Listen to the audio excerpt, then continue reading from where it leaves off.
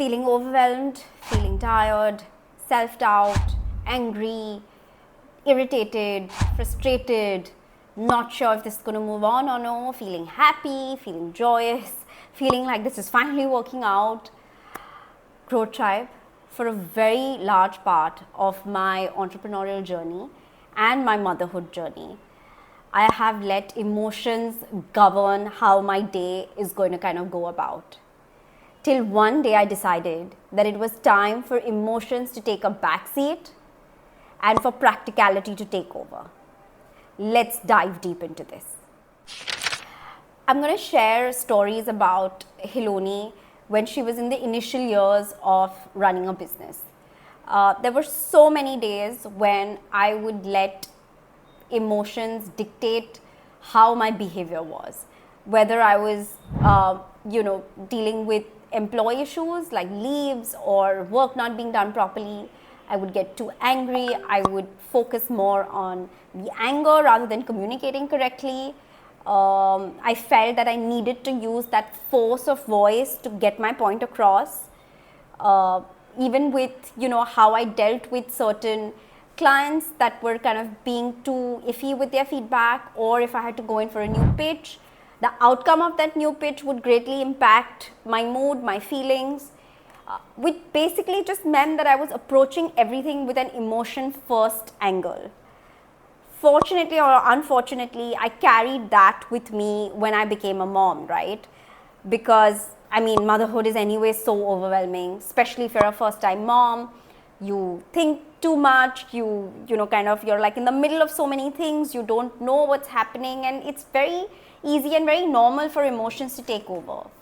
And these feelings got extremely aggravated when I had my second child, because then all of a sudden my plate was fuller.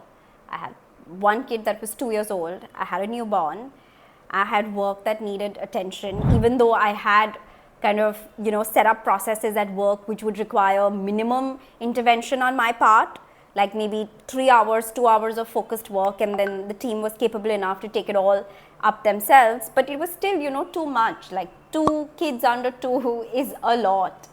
And after I had my second child is when I had to sit down with myself. My husband sat down with me, and we kind of figured that this emotion first approach was really serving me no purpose.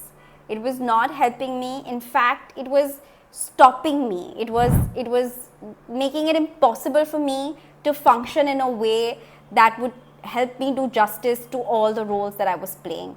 It was limiting me as a person. I was really not growing as an individual, and that is probably the worst kind of thing that can happen to someone, right? Where you just stop evolving as a human being.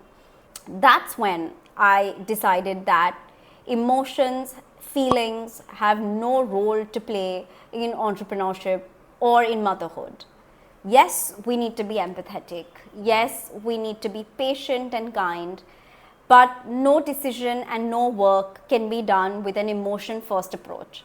So even if I am extremely upset with my child for throwing a tantrum, for not giving her a chocolate when she wants it, or if a client is just demanding a bit too much or is asking for one too many iterations, both these situations are equally agitating. My approach in no way can be one of agitation. And the moment I have put this into action, where I have learned to keep my emotions aside, not just the bad ones, mind you, even the good ones, it's been a game changer. I distinctly remember Mahendra Singh Dhoni talking about this. And I don't know the exact words he used, but he said that he kind of walks the middle path, where the highs don't give him a high and the lows don't throw him down the deep end. And that resonated with me so much, because it just makes so much sense. You just have to walk your path, you have to do your thing, don't have to worry about the outcome, and you definitely don't have to let your emotions get the better of you.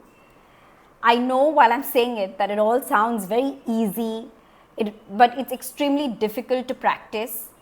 But honestly, if you just take small steps every day and you kind of keep trying it again and again, like I know when my kid had a tantrum, I tried once to be calm, I was successful. I tried the second time, I failed miserably. But I didn't give up. Like, I kept at it. I was like, no, for this relationship to get better between me and my child, for me to be a better mom, I need to kind of work on this aspect of myself where emotions take a backseat.